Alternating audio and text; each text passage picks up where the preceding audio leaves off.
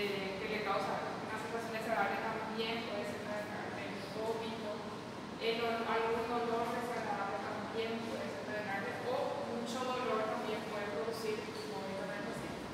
Incluso, o sea, esto que está se relaciona más con la ansiedad. Una situación que le produzca ansiedad al paciente también puede ser desagradable. Entonces, son varias las causas que pueden producir, y tenemos acá los medicamentos que pueden actuar sobre esas diferentes causas.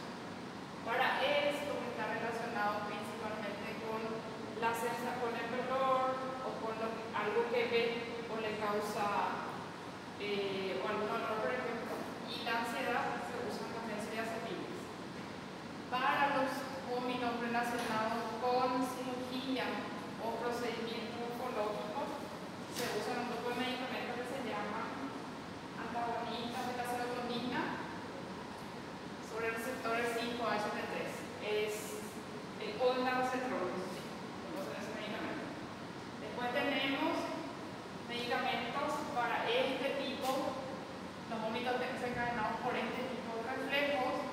Se tienen los antidopaminérgicos, los cannabinoides también, que tienen una utilización como antieméticos. Hay dos tipos de vómitos, que son los vómitos agudos que se presentan. Esto es relacionado principalmente con quimioterapia. Enseguida, porque se realiza la quimioterapia, y vómitos que se producen de forma diferida se llaman los que se presentan después. ¿Por qué se hace esa diferencia? Porque hay medicamentos que sirven para vómitos producidos en el momento de la quimioterapia, y hay medicamentos que sirven para los vómitos que son producidos después por la quimioterapia. Esos medicamentos pueden producirse tanto en el momento en que reciben como varios días después. Para ver específicamente los antieméticos, acá voy a recordar estos tres neurotransmisores de inhibidor. Unirse a su receptor estimulan el vómito. Serotonina, que se une a este tipo de receptor, 5-HT3. La sustancia P, que es una sustancia que se une a los receptores NK y desencadena el vómito. Y la dopamina, que se une a los receptores dopaminérgicos y desencadena el vómito. Dopamina y serotonina son más familiares, pero la sustancia P no. Y la sustancia P es un neurotransmisor también que se une a los receptores NK1 y produce contracción del músculo liso, ciatopenia, y produce también aumento de la meditación e induce el vómito del paciente. Entonces, teniendo en cuenta que estos neurotransmisores son los principales que producen el vómito, lo que se usan medicamentos que bloqueen esa acción para tener su efecto antiemítico. El bloqueo de la receptor de dopamina, bloqueo de los receptores de serotonina y bloqueo de receptores de la sustancia. Teniendo en cuenta esto desde acá. Serotonina, dopamina y sustancia P que se une a receptores de NK1. Entonces, los medicamentos que se van a usar como antieméticos son antagonistas o receptores de dopamina, bloqueantes de receptores dopaminérgicos, antagonistas de serotonina, antagonistas de la sustancia P.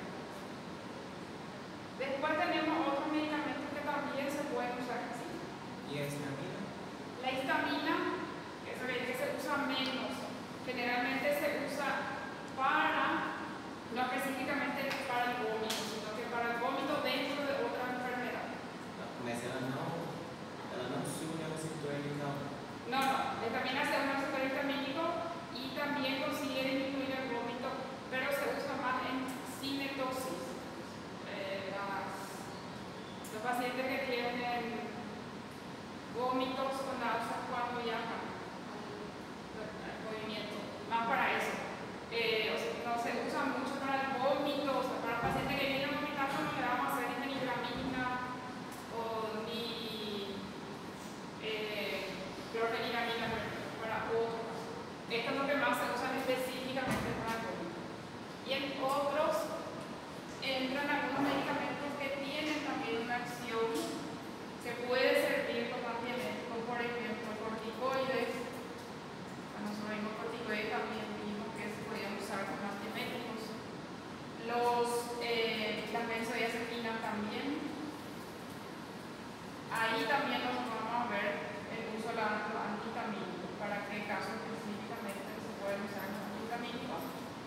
Y tenemos también los derivados del cannabis, los cannabinoides, que también están en ese grupo, entre otros varios.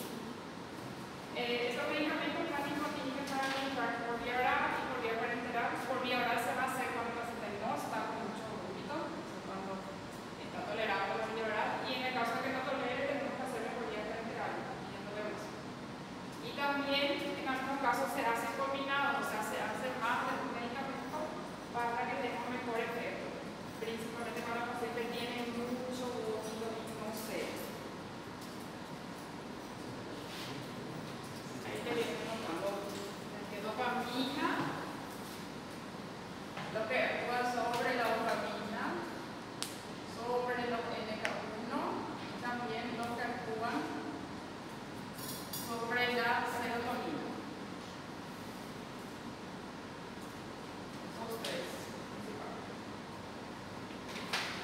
Los que actúan sobre los receptores dopaminérgicos, los que más se utilizan son estos tres. La metoclopramida se usa bastante, vía oral, vía parenteral, ese es el Placid. La levosulfirida también se usa mucho, esos son los que son dopaminérgicos. Levosulfirida se usa bastante, o levosulfirida igual más. La metoclopramida y la domperidol. Esos son los que más se usan entre esos tres, en ese grupo. Los bloqueantes de los receptores serotoninérgicos, ahí principalmente el que se usa es el ondansetron. Y también sobre este tipo de receptores, cuando la metoclopramida se hace a dosis altas en acción antiserotoninérgica, cuando se usa a dosis alta, ahí llega a preparar los receptores de serotonina. Y entre los receptores NK1 que se usa más, se llama apremilado. Estos son solo los receptores NK1. Después, los otros tenemos los esteroides, son los corticoides. Ahí el que más se suele usar es la dexametasona. Entre las benzodiazepinas se usa bastante el lorazepam. Entre los cannabinoides están estas opciones, pero este es el que más se suele utilizar, porque los derivados cannabinoides tienen THC, tienen THC y este es el que tiene menos efectos psicoactivos, los que tienen más efectos psicoactivos. Acá están también los antihistamínicos. Este creo que se usa mucho en la Brasil. Diphenhidramina o dinidrato, el dramina. De este grupo. Y los anticolinérgicos también tienen una acción antiemética, pero el problema con estos dos medicamentos son los efectos adversos. Los anticolinérgicos que van a tener acción antiemética tienen que tener acción central. ¿Y cuál era el efecto anticolinérgico en el sistema nervioso central que podía producir el paciente?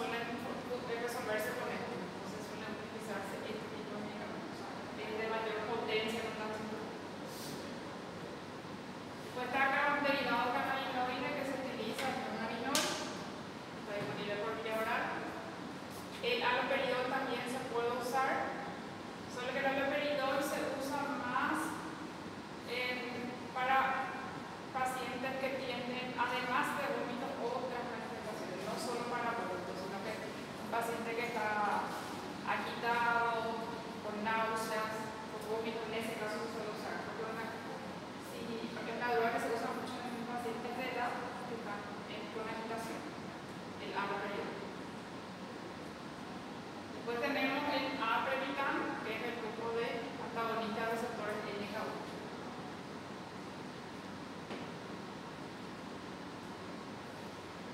Vamos a hablar un poquito de los antidopaminérgicos, antagonistas dopaminérgicos, metoclopramida, levosulfida, usaid-domper y los neurolepticos. Por lo que se suele pensar el tratamiento suele ser o meto o domperidona, eso es lo que más habitualmente se hace. En la urgencia, por ejemplo, cuando se le va a un paciente un tratamiento, es uno de esos medicamentos porque es lo que más se suele utilizar. La metoclopramida tiene una acción antidopaminérgica y antiserotoninérgica cuando se usa a dosis altas. Si se usa a una dosis mayor, tiene una acción también antiserotoninérgica. Aparte, tiene una acción procinética. La acción procinética es de aumento del prointestino, nos aumenta la motilidad gástrica en el paciente. ¿Eso en qué ayuda? En el vómito. En que si el estómago está menos cargado, más difícilmente se va a desencadenar el reflejo del vómito. Entonces tiene directamente su acción antiemética por bloqueo de receptores que producen el vómito y tiene una acción prokinética que es algo que ayuda también porque produce un vaciamiento gástrico más acelerado y tiene menos posibilidad de que se desencadene el vómito en el paciente. Se usa para cualquier tipo de vómito en pacientes gestantes, en pacientes que se operaron, en pacientes con proceso digestivo agudo, una gastroenteritis, por ejemplo, en pacientes que tienen migraña, porque cuando se suele tener mucho dolor, dijimos que una causa que desencadena el vómito puede ser el dolor. Entonces, la migraña se puede producir vómito también al paciente. En vómito causado por no citotóxicos. Citotóxicos son considerados dos tipos de sustancias, que son la radioterapia y la quimioterapia. La radio y la quimioterapia. O sea, en vómitos causados por fármacos no citotóxicos, o sea, todo otro tipo de medicamentos que no se han utilizado en quimioterapia son considerados no citotóxicos. Entonces, para eso sirve la metoclopramida. Si el paciente llega, se operó, presenta vómito, se puede usar la metoclopramida, así. Está con una gastroenteritis, se puede usar eso. Está con una migraña con náuseas, entonces se puede usar ese medicamento. Pero es un medicamento que puede producir algunos efectos secundarios, principalmente en los pacientes jóvenes. O sea, en los pacientes jóvenes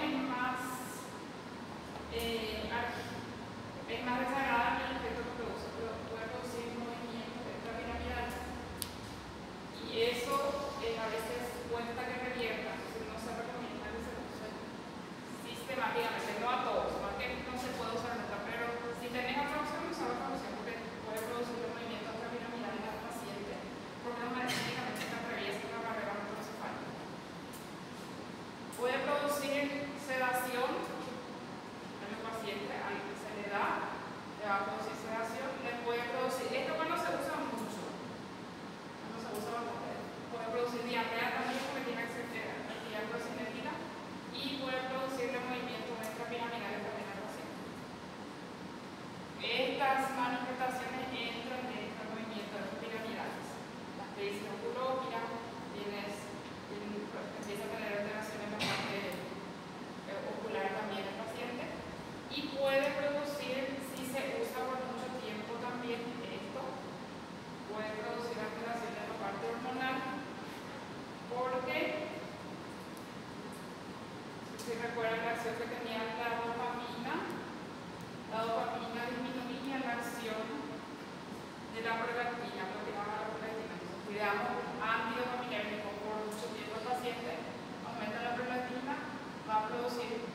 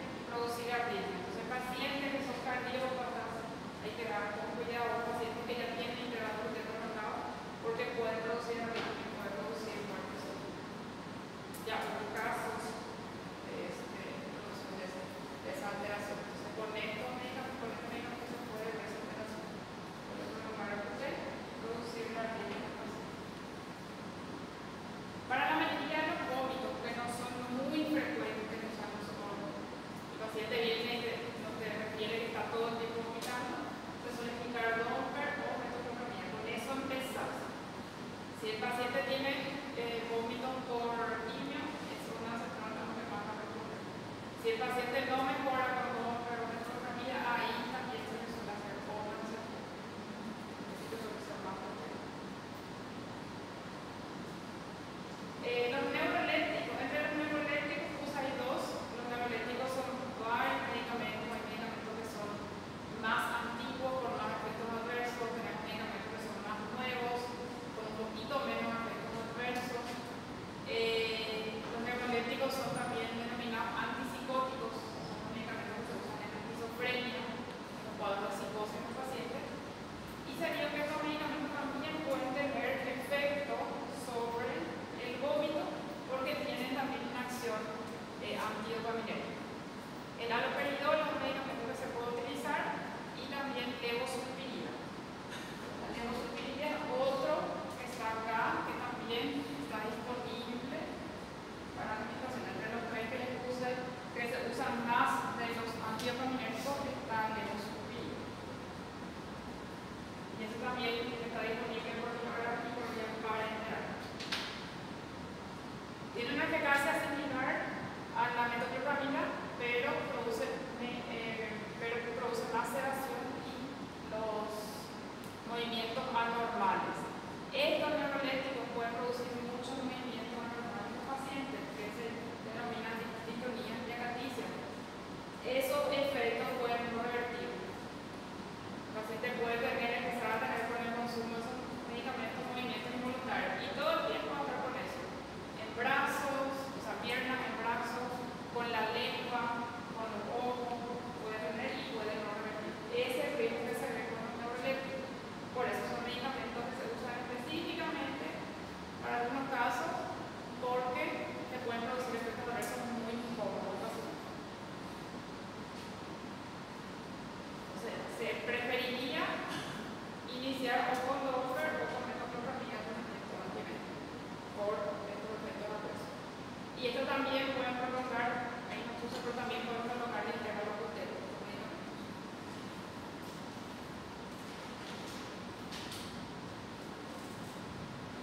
Estos son considerados para una potencia genética baja o intermedia, vamos a decir. Y lo que es el medicamento que para el vómito agudo, o sea, para calmar el vómito de manera más rápida, se suelen utilizar los antagonistas de serotonina. Hay 3 o 4 de este grupo de medicamentos, pero el que más se suele utilizar es el ondansetron, el que nosotros tenemos acá, el ondansetron. Este medicamento, no, a diferencia de los otros, no tiene actividad procinética, o sea, no acelera el vaciamiento gástrico, disminuye el vaciamiento gástrico. Y es un medicamento que principalmente para estos dos usos está indicado: citotóxicos, radioterapia, quimioterapia y vómito que puede ser producido por opioides, y en los postoperatorios. O sea, ¿por qué en esos casos? Porque son vómitos de mayor frecuencia o que son más difíciles de que cedan el paciente. En la hiperemesis gravídica también se usa el ondansetron. Para la emesis, donde no es tanta la frecuencia, al iniciar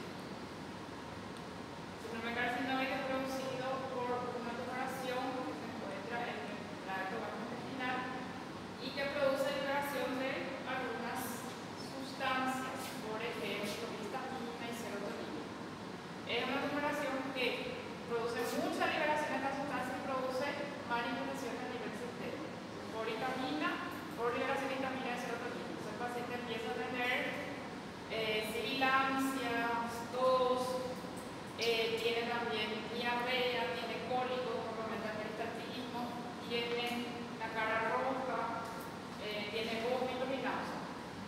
Y tiene vómitos con mucha frecuencia. Para disminuir la sintomatología se usa el ondansetron también. Pero mejora la clínica, no. Para mejorar los síntomas del síndrome carcinoide se usa. Para el síndrome de intestino irritable, no sé si recuerdan ustedes la clasificación del intestino irritable y también cómo se hacía el diagnóstico. En el síndrome del intestino irritable, ese diagnóstico se hace por descarte. El paciente puede venir por alguna alteración en el hábito fisiológico, y se descarta cualquier patología. Se tiene que hacer estudio de imagen, se tiene que hacer endoscopía. Cuando se descarta que es orgánico, se trata como algo que no es orgánico y que es el síndrome del intestino irritable. Ese intestino irritable puede asociarse con diarrea o con estreñimiento. En los pacientes que tienen predomina el estreñimiento, generalmente se dan laxantes, o si no, se da también algún medicamento que estimule el peristaltismo en el paciente, aumenta el peristaltismo. Y en los pacientes con diarrea se tiene que dar medicamentos que disminuyan el peristaltismo. Y un medicamento que se usa en el síndrome del intestino irritable en el paciente que tiene esta clasificación de diarrea es el ondansetron. Síndrome del intestino irritable, ¿en qué sexo se ve más? En mujeres, y está relacionado también con otras alteraciones, con síndrome de ansiedad.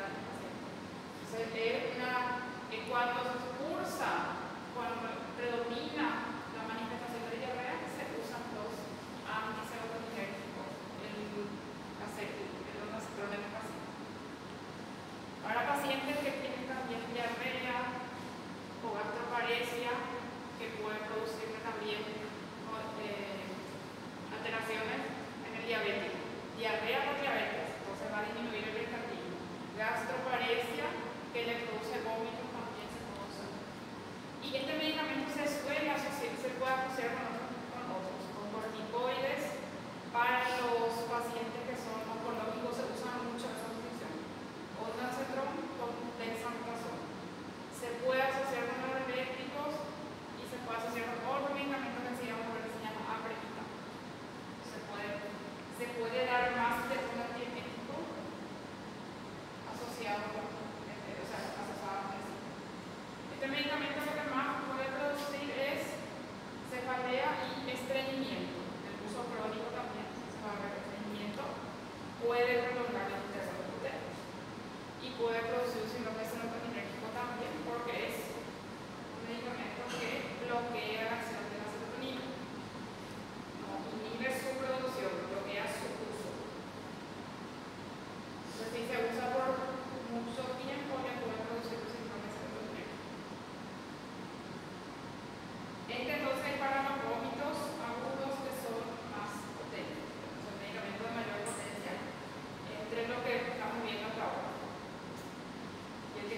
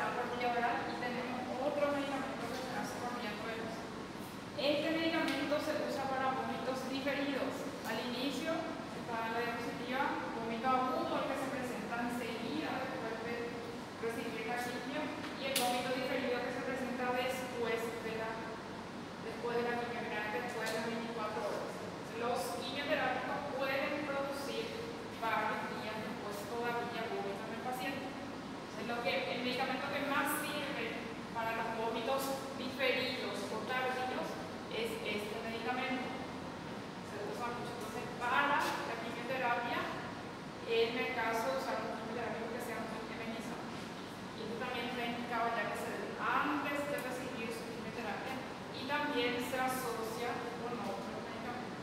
Se pueden dar, el paciente puede recibir ondansetron, puede con dexamethasona, ondansetron con aprepitant, o los tres también, puede recibir dexamethasona, ondansetron y aprepitant. ¿Qué se tiene en cuenta también para saber, para decidir qué va a recibir? La potencia ionizante de la quimioterapia. Hay algunos que son mucho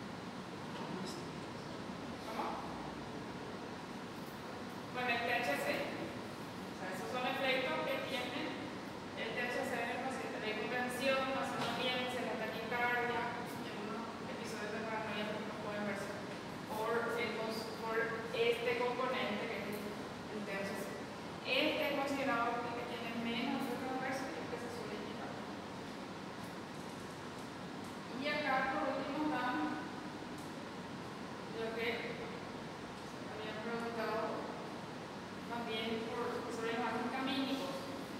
Son medicamentos que sirven más para náuseas y vómitos de sintosis por los efectos adversos que tienen. Los anticolinérgicos que le producen alucinaciones en el paciente, porque eso, para que tengan acción antiemética, tiene que atravesar la barrera hematoencefálica, entonces le va a producir efectos adversos neurológicos en el sistema nervioso central. O sea, por esos efectos está más limitado su uso y se usa más para estos casos. La copolamina o la iosina es la que se usa. Y se puede usar, a no ser que esté demasiado sintomático, se puede hacer por vía intravenosa, pero hay un preparado que viene en forma de parches, de adhesivos que se ponen, se aplican en esta zona, acá. Porque ahí atraviesan la barrera hematoencefálica, pero se absorben más lentamente y tienen menos efectos. Se puede usar de esa manera. Y los antihistamínicos también se usan más para las náuseas en los casos de sintosis. Y los antihistamínicos, recuerdan que vimos en la clase pasada los H2, que eran los que estaban en el estómago, que tenían acción en el estómago. Y los receptores antihistamínicos se encuentran en diferentes órganos y de diferentes tipos. Los receptores que se encuentran en el estómago son los anti-H2, los medicamentos que tienen esa acción, que actúan ahí, tienen selectividad por ese tipo de receptores. Lo que se utiliza para la acción antiemética tienen que tener acción en el sistema nervioso central. Y los antihistamínicos que tienen esa acción producen sedación en el paciente. Entonces, por eso también no es que se usa para todos los casos de dolor, más limitado. Porque le va a producir sedación, le va a producir confusión al paciente, entonces se limita más su uso.